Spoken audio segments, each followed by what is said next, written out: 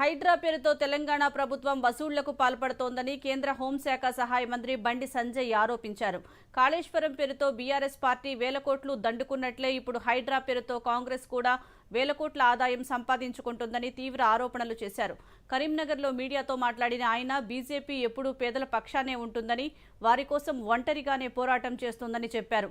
తమ నాయకుడు రాష్ట్ర పార్టీ అధ్యక్షుడు కేంద్ర మంత్రి కిషన్ రెడ్డి నాయకత్వంలో పేదల పక్షాన నిలబడి పోరాడతామని స్పష్టం చేశారు.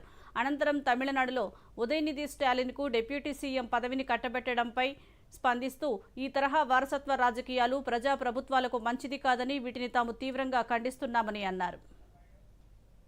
తెలంగాణ రాష్ట్రాన్ని పూర్తిగా అవినీతి కంపుతను ముంచేస్తున్నారు. దీని నుంచి ప్రజలను కాపాడాల్సిన బాధ్యత భారతీయ జనతా పార్టీ మీద ఉంది.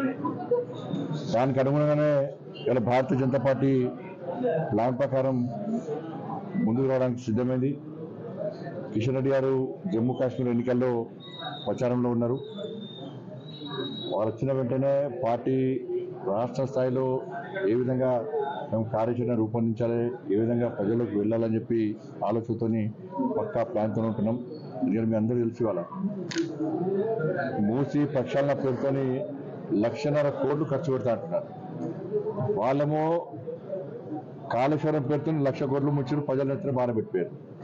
వీళ్ళు మూసి ప్రక్షాళన పేరుతో 1,00,000 కోట్లు జీతాలు ఇచ్చే పరిస్థితి లేదు, 6 గ్యాట్లు అమలు చేసే పరిస్థితి లేదు, ప్రజలకు ఇచ్చిన హామీ నెరవేర్చే పరిస్థితి లేదు. కానీ మూసి ప్రక్షాళనకు ఎక్కడి నుంచి వస్తే పైసలు? ఇప్పుడు